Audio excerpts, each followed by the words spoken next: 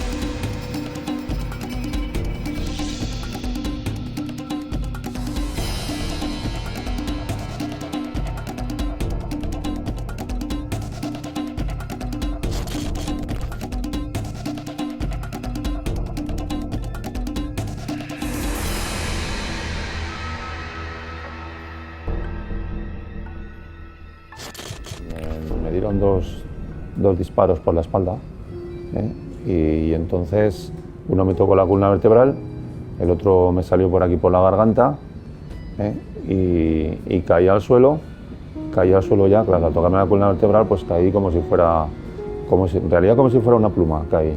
Ya vi que no tenía sensibilidad en las piernas, y ya seguidamente pues ya, bueno, con la garganta me la tuvieron que tapar, estaba sangrando a borbotones y me llevaron ya directamente al hospital.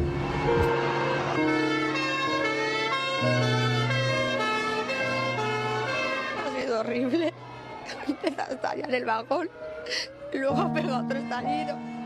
Me llamo Milagros Valor, soy víctima del terrorismo a raíz de que el atentado del 11 de marzo en Madrid murió mi marido Vicente Marín. Le conocí jovencita y nos casamos en el 2001, con lo cual llevábamos poco más de 2 años y medio casados. Somos todos, o sea, al igual que un pobre guardia civil, pues le han puesto una bomba en un coche o en un cuartel. Yo me considero que todos somos iguales y todos somos víctimas, entonces en ese sentido no tengo ni quiero diferenciarme porque el dolor es el mismo. Soy Maite Araluce.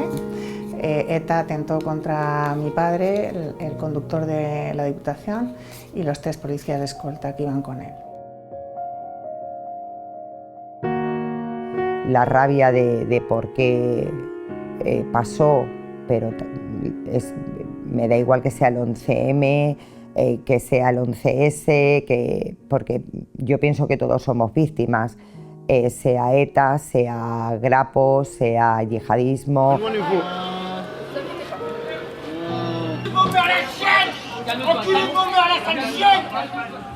Soy Cristina Garrido, la madre de Juan Alberto González. Fue asesinado en la Sala Bataclan, en París, el 13 de noviembre del 2015. Mi nombre es Gema de los Ríos. El día 11 de diciembre, en Kabul, asesinaron de una forma cruel a mi marido Jorge García Tudela, subinspector de policía.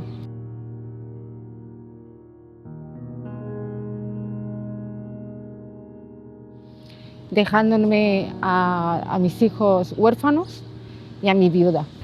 Yo cada aniversario de bodas lo celebro, cada cumpleaños de Jorge lo celebro, como si de alguna manera él nos acompañase, nos viese, porque yo creo firmemente en que de alguna manera está con nosotros.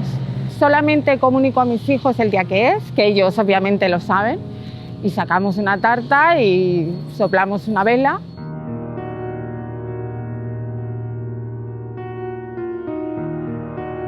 Me llamo Ana María Palomo Pérez. Me llamo Antonia Palomo Pérez. Y mi hermano falleció en el atentado terrorista del 4 de octubre del 76 en San Sebastián. El Ministerio del Interior ha asegurado cientos de veces que había conseguido desarticular. Sin embargo, los Grapo acaban de dar un tremendo susto a toda la clase política española con una serie de acciones violentas en la capital de España, en Cataluña y en Asturias. Soy María Pilar Sánchez Blázquez, hija del guardia civil Casimiro Sánchez García, muerto por el Grapo el día 2 de agosto de 1975.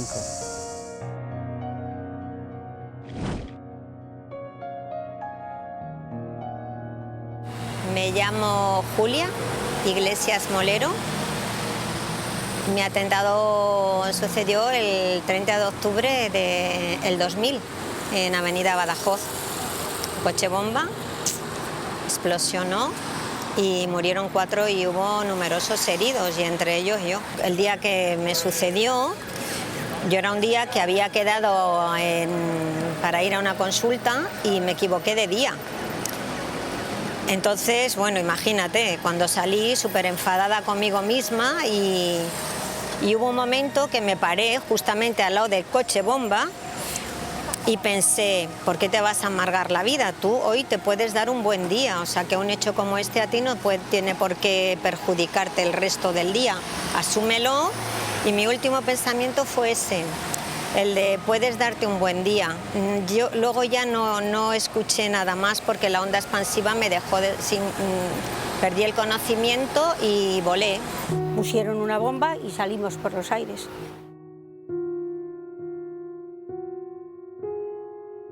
Soy María Ángeles Ibáñez Pascual, tuve un atentado de ETA, en el cual mataron a mi madre, le volaron la masa encefálica.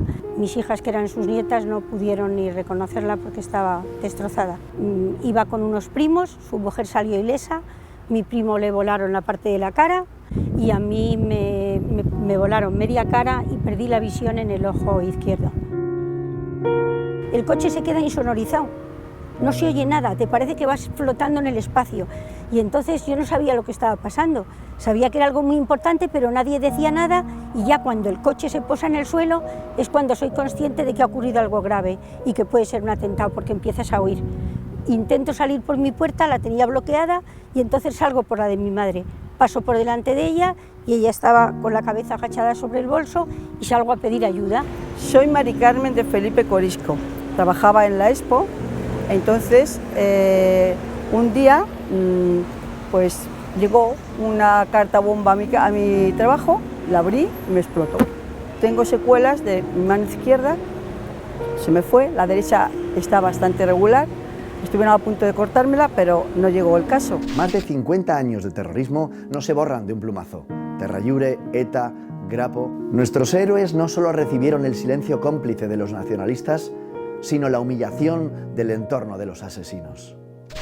Mucho, la gente... Impactó todo mucho, ¿eh? La gente brindaba con botellas de champán a la iglesia a la salida del funeral, sí.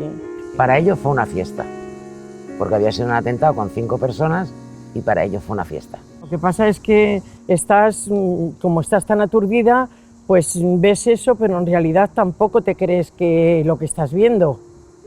O sea, lo estás viendo, pero no te llegas a querer eso. No te dejan vivirlo el momento. Luego es cuando ya lo vas sabiendo, cuando pasa el tiempo, porque no te imaginas que están haciendo eso en ese momento. Bien, bueno, es que nos hicieron mucho vacío y nos hicieron mucho daño, porque luego pues te hacían el vacío. Volvías al colegio y te insultaban o te hacían un hueco y no hablaban contigo, o te hacían... Entonces a mi hermana pequeña le pegaron algún papel en la espalda con 10 años, entonces ya me volqué más en ellas, en que a mis hermanas no les pasara nada. Y entonces, bueno, eso te hace ir cambiando. Y desde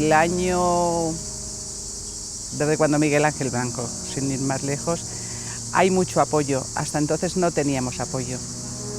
Y era como en muchos sitios que te metían por la puerta de atrás. Se vivía solamente nuestro grupo o nuestra familia. Por aquel entonces nosotros vivíamos en una casa cuartel, llevábamos un año en Madrid y nos quedábamos en la calle.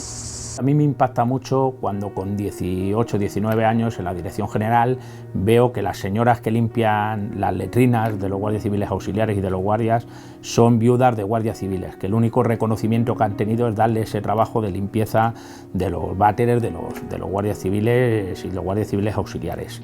Yo pienso mucho en esas madres que se quedaron en mi misma situación, con incluso más hijos y sin esas ayudas. Para mí han sido fundamentales. Entonces pienso mucho en ellas y doy gracias a todas aquellas personas que han hecho posible que todo esto haya evolucionado. Ha habido gente, ha habido otras personas a nivel político, a nivel administrativo, que ha sido una revictimización total y absoluta. O sea, era volver a vivir otro tipo de terrorismo. Y lo digo con estas palabras, otro tipo de terrorismo, pero no se considera terrorismo. Son maneras de actuar, gente que está en la inconsciencia, porque sé que no son conscientes del daño que te hacen, es que no lo son. Los políticos que justifican, los políticos que utilizan la política, utilizan a la víctima para otros fines. Yo lo veo muy difícil que esto termine, porque bueno, pues se consiguen cosas con el terrorismo, entonces también depende mucho de las actitudes de los gobiernos, ¿no? Aquí les hemos consentido muchas cosas. Entonces, bueno, pues ahora hay otros terrorismos y ese golpe de efecto y ese atemorizar a la gente, pues lo consiguen. Entonces, yo veo que para mí es muy difícil. Ojalá pensaran que esto iba a acabar y íbamos a vivir una sociedad sin terrorismo, pero lo veo muy difícil. O sea, era como, tenías que ocultarte, de que te preguntaba por qué le ha pasado a tu hermano, un accidente. Nunca se decía, le ha matado a ETA. Bueno, eso era... Lo sabía la gente que nos rodeaba, Los demás, es que no nos daba miedo de decir lo que había pasado. Entonces... Yo a mis hijos siempre les decía que no dijeran ellos nunca a nadie de que había muerto el tío. Y yo hablaba con alguien y me decía, pues ¿cuántos sois? Pues un hermano ha fallecido. ¿De qué? Pues de un accidente. Pero nunca decía de qué había sido. Entonces, ese miedo que hemos vivido. Sí, ha sido mucho miedo. Y yo pensaba que con lo amiga que era de mis amigas en el colegio, eso que por supuesto el primer día que iba a volver al colegio me iban a abrazar todas y me iban a dar mucho cariño. Y entonces te das cuenta de que vives como una sociedad enferma. Esto no es posible, no me puede estar pasando. Y a mí una compañera muy allegada me llegó a decir que claro, que es que era su profesión, que es como un albañil que se cae de un andamio. Pero como yo le decía, es un obrero y no tiene por qué matarle a nadie. Que se caiga, vale, pero no matarle. A todos nos puede llegar y que hay que empatizar más con las personas que por desgracia se han visto en esas situaciones. Yo, como Jorge era su inspector de policía, yo me encontraba en la situación de bueno, como era policía y se dedicaba a ello, o bueno, que no se hubiese ido tan lejos. O sea, tú llevabas tus penas como podías y muchos años después, o sea, 20 años después, es cuando empiezan a entrar los psicólogos, donde desde la Asociación Víctimas de Terrorismo se hace un convenio con la Universidad Complutense, lo hace la presidenta Pedraza en aquel entonces. No había nada. Nosotros no tuvimos entonces no había ni asociaciones de víctimas, ni había absolutamente nada. Entonces nosotros no tuvimos ningún tratamiento ni psicológico, ni ninguna ayuda de ningún tipo por ningún lado, ni por ningún estamento. La terapia me ayuda a encontrarme mejor, pero en estos casos, cuando se pierde un hijo, tiene difícil solución, desde mi punto de vista. Todo en general, ahora todo el mundo está más volcado en las víctimas. Antes no. Antes no. Antes, bueno, era el primer día, el segundo día y se acabó. Y al año un ramo de flores y punto. Éramos los culpables. Es que ni siquiera en la tumba de mi hermano pudimos ponerle nada de ETA. Porque a Luis lo enterraron y le pusieron en la tumba vilmente asesinado por ETA. Y esa tumba está más tiempo rota que puesta. Se la rompían. Entonces mi padre, pues él dijo, no ponemos nada porque al final nos la van a destrozar. Y ni siquiera pudimos ponerle eso. Es que la condición de víctima, por desgracia, no prescribe. Entonces seguimos necesitando de atención de todo tipo. Entonces, tanto atención psicológica como atención en cualquier aspecto.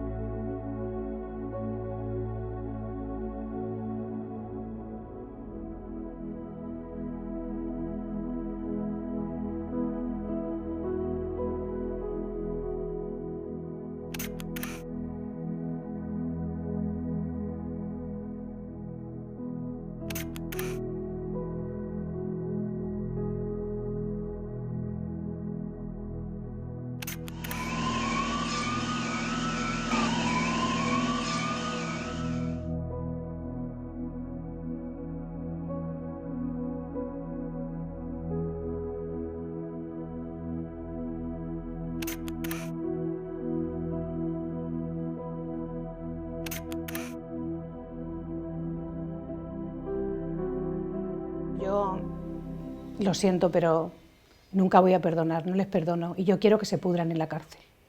Pero que se pudran en la cárcel no con sentido de odio ni de venganza, ¿no? Sino con sentido de justicia. No pueden estar saliendo asesinos a la calle que han cumplido 6 meses o 8 meses por cada asesinato. Yo creo que no. No. Hombre, quizá No con la boca pequeña dices perdonas, pero es que no puedes perdonar realmente. No puedes perdonar lo que han hecho. Las vidas que han quitado, es que no puedes. No. Y olvidar mucho menos. No. No rotundo. No.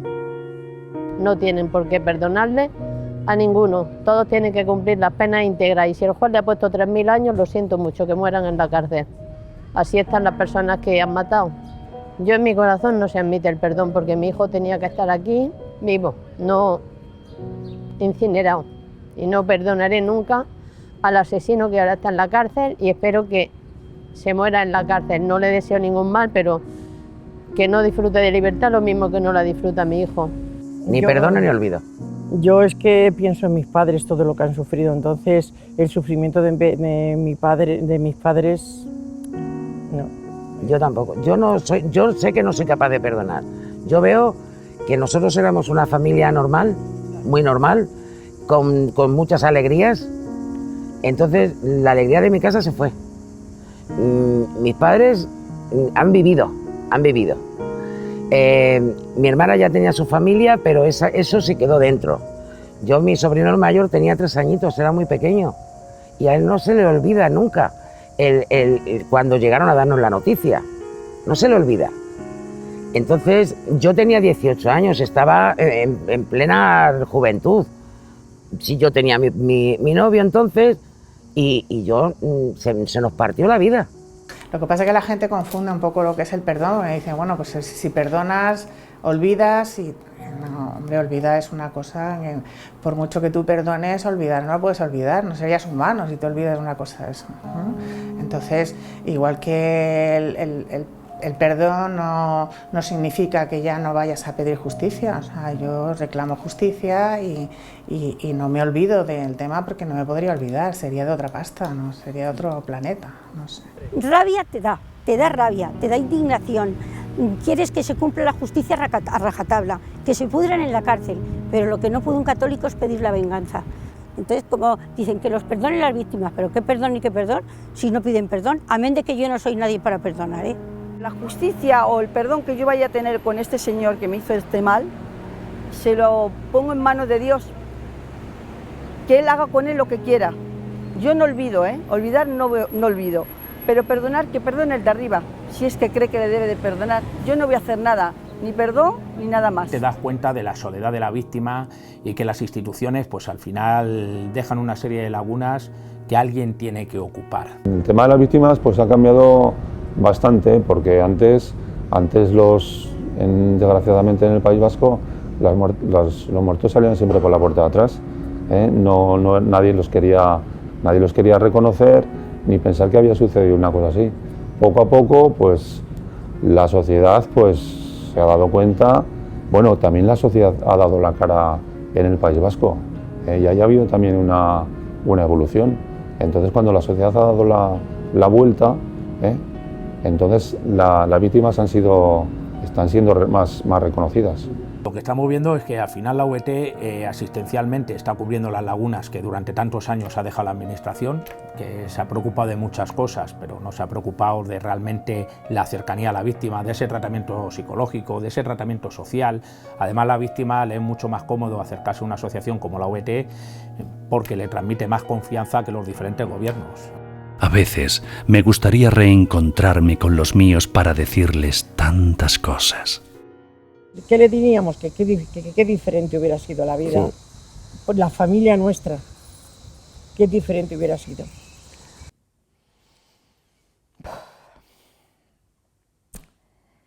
¿Qué me hace falta? ¿Qué me hace falta?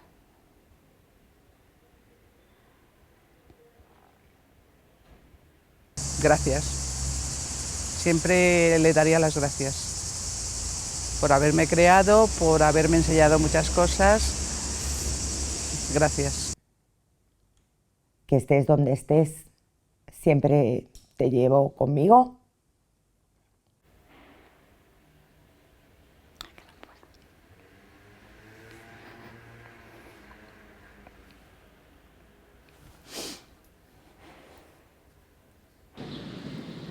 Creo que algún día nos volveremos a encontrar y volveremos a continuar lo que empezamos y lo que nos arrebataron. Todos te queremos mucho y te echamos mucho de menos. Y que espero que esté orgullosa de lo que estoy haciendo.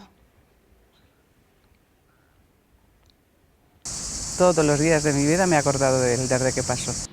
Que te quiero mucho y que me esperes. Triste, pero algunos debemos cumplir con nuestra misión, contar la verdad. Y tienes que superar tú solo ese dolor, tú y los tuyos, y despertar, si puedes.